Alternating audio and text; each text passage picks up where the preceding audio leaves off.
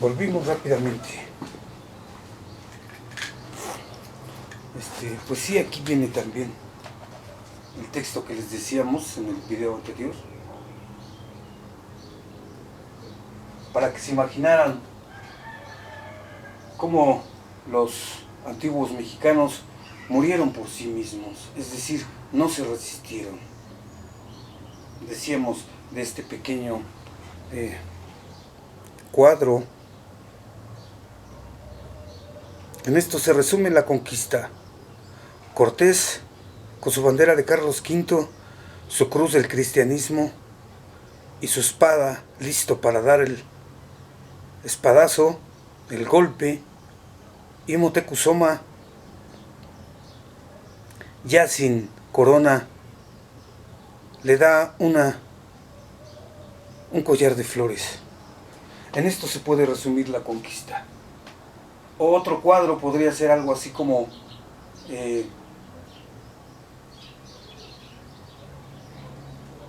llega Hernán Cortés, entra hasta el palacio y le pone los grilletes a Moctezuma.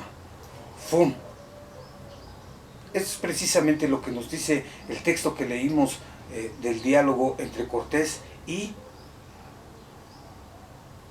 Moctezuma Xocoyotzin. Hicimos dos lecturas, las del libro 12, la traducción de, parece ser de el doctor Garibay, que pues Leo Portilla utiliza, y es ¿sí? Leímos también el del doctor Pastrana Flores, que tienen sus diferencias y que cuando se le adentre más a los textos es ahí donde se ve, ¿sí? Este es el pequeño texto. Y cuando el sol iba a ocultarse, cuando apenas había un poco de sol, vino a dar pregón Itzcuautzin. Desde la azotea gritó y dijo: mexicanos, tenochcas, tlatelolcas, os habla el rey vuestro, el señor Moctezuma. Os manda decir que lo oigan los mexicanos,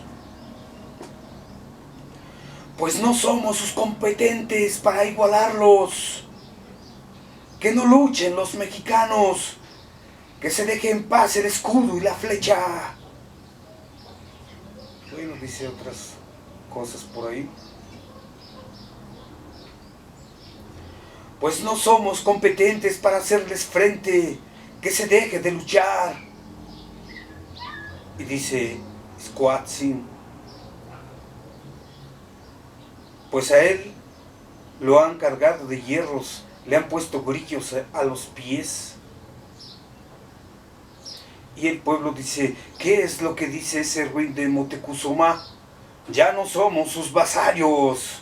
Y ¡fum! Pero lo que queríamos poner énfasis era en esto, que decíamos, y cuando el sol iba a ocultarse. Por eso decimos, Moctezuma es el último rayito del sol. Moctezuma es el último esplendor del pueblo del sol. Apenas ahí sí.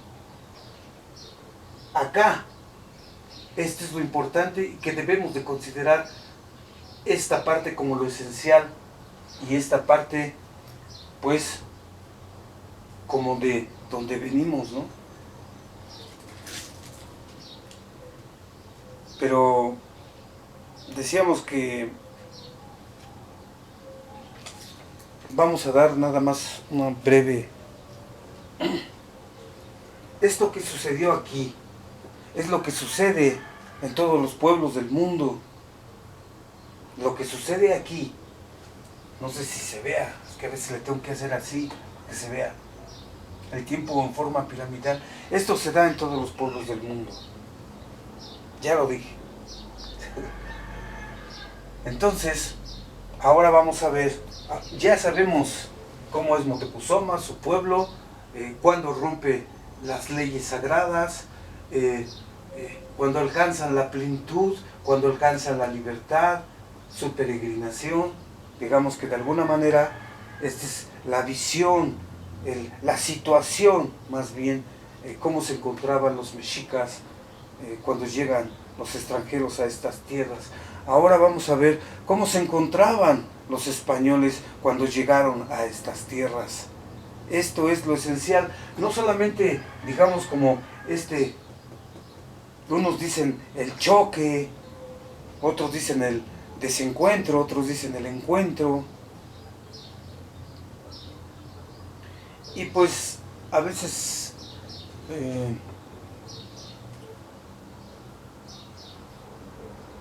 es como cuando dicen, si hay filosofía en los pueblos antiguos, sí o no, y se arma un debate. Si fue encuentro, sí o no. Bueno, la única manera de hacerlo, pues es, si hay un pensar, pues si podemos pensar, pues pensar.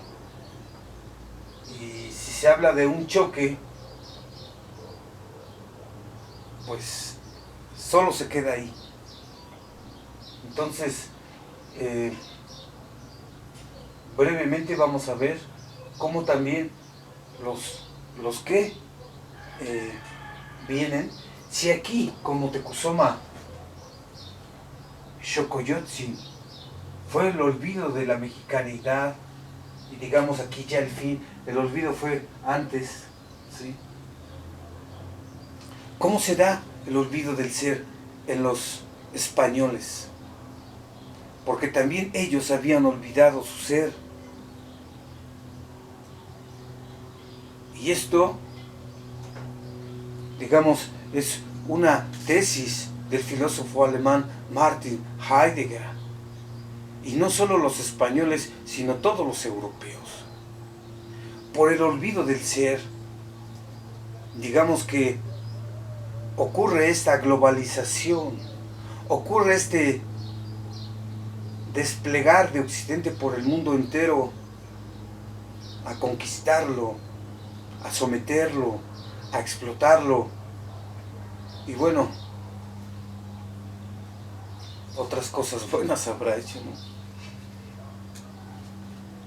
Digamos que fundó nuevas maneras de ser y en esa pues estamos nosotros. Entonces, lo que plantea el pensar de Martin Heidegger, lo que plantea es que hubo un olvido. Ese olvido fue hace 2500 años, imagínense. O sea, si los mexicas apenas tenían, no sé, cuando se entronizó Moctezuma en el 502, por ahí así, 1502, entonces tenemos 500 años de que se olvidó el ser, considerando los pueblos originarios de México, y en ese tiempo los españoles, si lo vemos desde el pensar del olvido del ser de Martin Heidegger, pues tienen más o menos 2000 años que olvidaron el ser.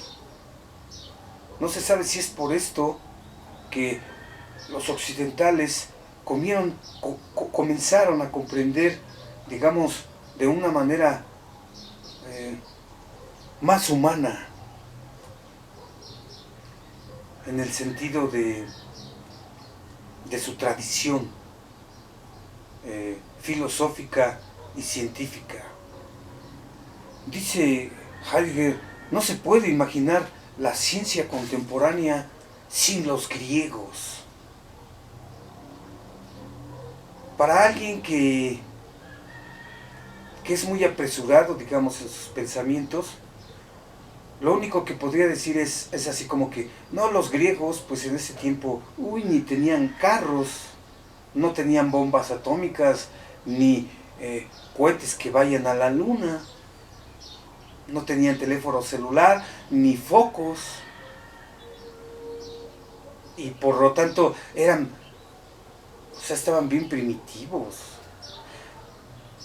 Cuando se habla de esta manera, pues se echa a perder todo pensar originario, ¿sí? Porque precisamente esta ciencia moderna, lo que está diciendo el maestro, así le voy a decir a Martin Heidegger, de aquí en adelante, es como hablar en el aire, ¿sí? Es como no ser capaz de reconocer el origen.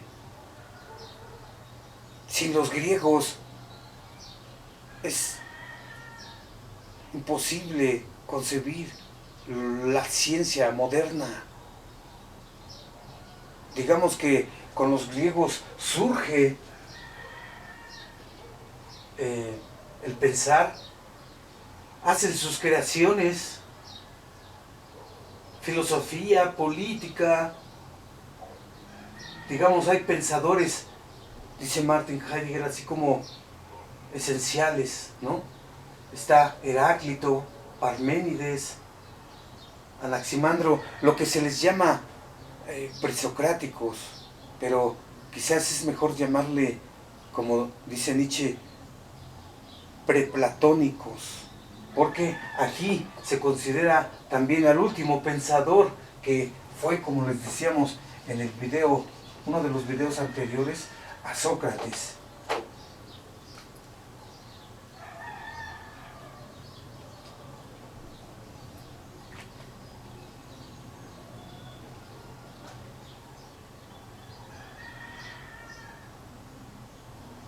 Imagínense aquí el Partenón en Atenas, en su esplendor,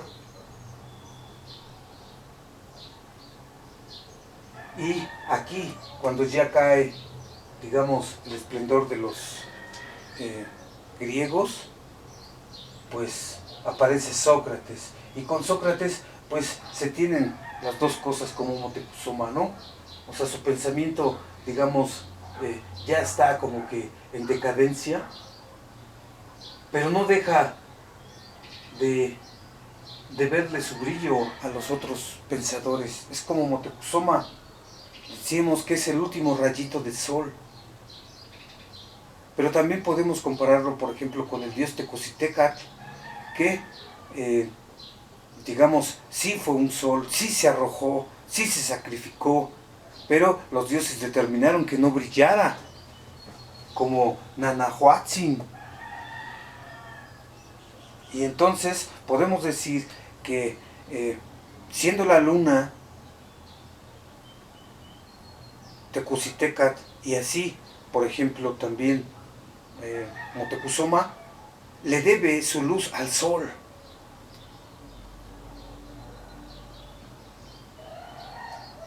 Moctezuma se inmortaliza como el último Tlactuani de Tenochtitlan. Y debe su brillo a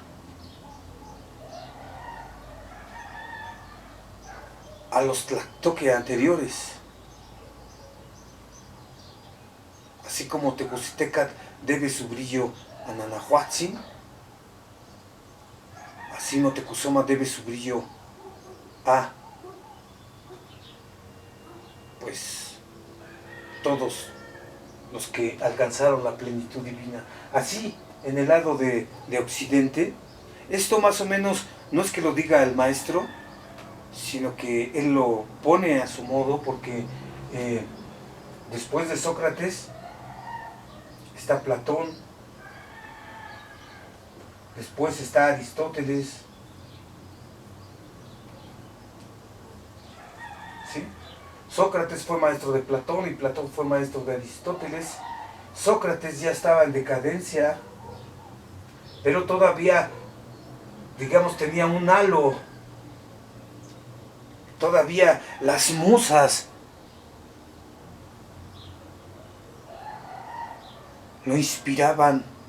Todavía su daimon le hablaba. El daimon es el temple del hombre, algo así, decía Heráclito, ¿no?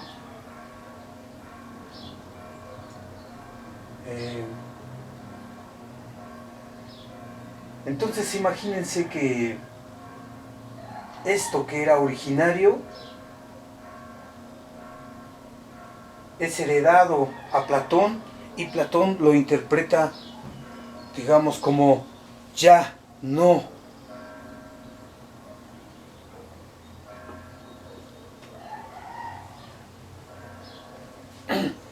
de modo originario, sino derivado. Y Martin Heidegger, ¿desde cuándo les quiero presumir ese libro de Heidegger?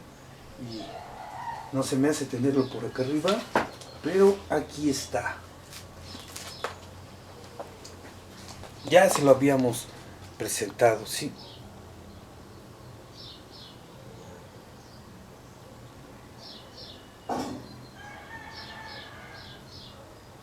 A ver si se ve, porque luego con la luz no se alcanza. Entonces, en este libro, Heidegger muestra cómo el logos que entendemos hoy como razón, estudio, etc., originariamente se comprende como digamos, como un diálogo originario, ¿sí? El logos como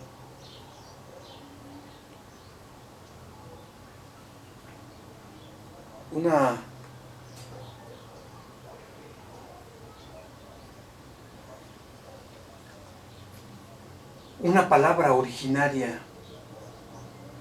El logos como una reunión, una recolección de sentido, de verdad originaria. Entonces, el logos viene ya, digamos, como en decadencia, y estos filósofos lo reciben. Después llegan los de la Edad Media y juntan a estos dos, a estos tres, ¿no? Hasta dicen algo así como que Sócrates se adelantó, como que debió ser apóstol de Jesús, o algunas cosas raras de esas, ¿no? El asunto es de que Occidente, los europeos, digamos que se apropian la filosofía de los griegos y la juntan con la Biblia.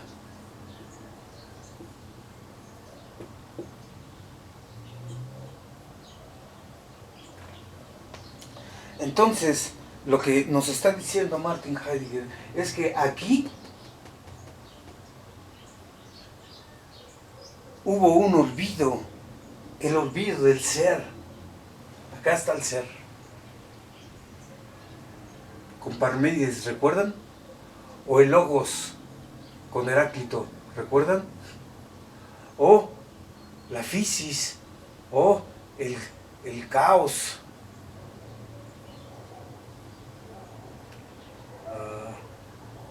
¿Qué es? ¿Cuál es esta? Ya no recuerdo cómo se escribe, pero parece que es así. El caos. Digamos que el pensar originario declinó con Sócrates, pero Sócrates fue también, como decíamos, como el último rayito de sol. Cuando dice Sócrates, yo solo sé que no sé nada, frente a todos que suponen, que conocen, que juzgan, porque dan por supuesto que conocen. Esos hombres son los que empiezan a gobernar de aquí en adelante. Esos hombres demócratas que se descompusieron y que sentenciaron a muerte al último pensador, que así tenía que ser. Por eso Sócrates, como dijimos en el video anterior, se deja morir.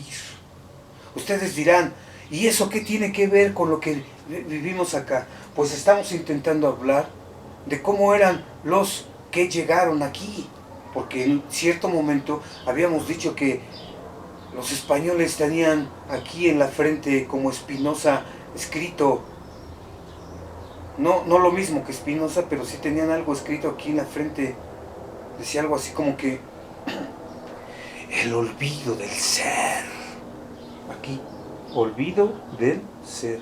Cuando llegaron los españoles aquí, traían aquí con letras fosforescentes, por así decir, el olvido del ser. Entonces era una actitud que ya no obedece a un pueblo originario.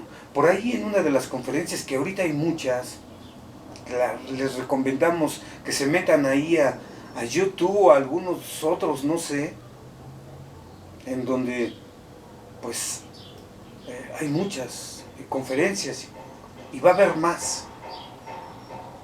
Ay, luego no me gusta dar esos comerciales porque se me va la onda. Pero así, decía algo así como que un encuentro de pueblos originarios. Ahora sí que, válgame Dios. Los españoles cuando llegan aquí, para empezar, eran un derivado del latín, ¿sí? El castellano, el francés, el rumano, el catalán, el portugués, el italiano y no me acuerdo cuántas otras lenguas son derivadas del latín, ¿sí? Eran como dialectos del latín. Después se hicieron lenguas porque pues por lo que pasó, ¿no? Que vinieron a conquistar estas tierras y a dejar su semilla por todos estos lados. Y nos hicimos occidentales, por así decir. Fuimos occidentalizados, por así decir. Entonces, no podemos decir que eran un pueblo originario los españoles. Eran un pueblo ya derivado, ¿sí? Eran un pueblo que se habían apropiado un Dios que ni era suyo. Los occidentales se apropiaron el Dios de los judíos y le dieron una matizada con la filosofía de estos tres pensadores. Y de ahí nació, no sé, la divina Trinidad, el asunto del alma, de la eternidad del alma, de la eternidad del Dios, el mundo de las ideas de Platón, es el paraíso el que está más allá. Y la verdad es que no sé qué otras cosas, pero pues digamos que esto junto es un derivado de lo esencial. O sea, se ha visto mucho esto y se ha desconsiderado esto, según mi maestro. Entonces lo que tenemos que considerar es esto.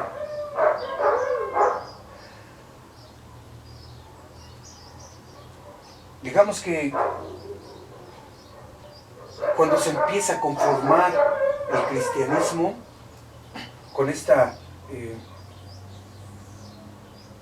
con la Biblia, Platón, Aristóteles, Sócrates, todos los europeos se alimentan de esto, ¿sí? Pero digamos que ya no de manera originaria, sino derivada. Entonces, la religión cristiana es una religión derivada, no es originaria. Por eso es que hay tantos problemas con tantas religiones y tantas cosas que en lugar de unir, separan a los hombres. No hay dioses que los reúnan en nuestro tiempo. Y si los reúnes de una manera, pues ya muy desgastada. Entonces,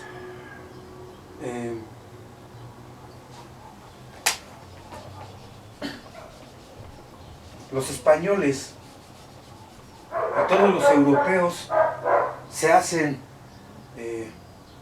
cristianos.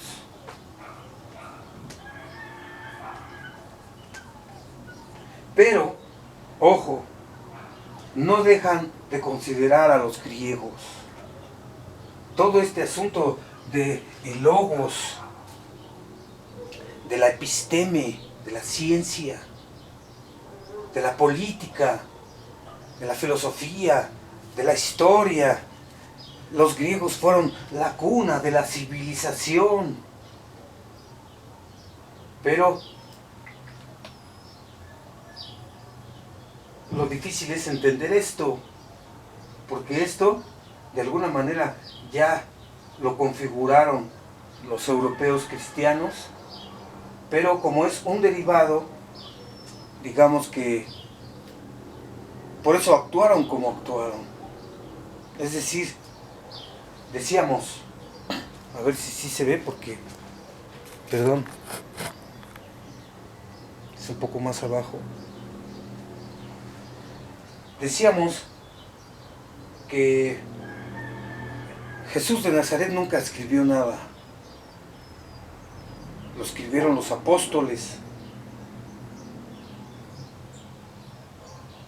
Y decíamos que,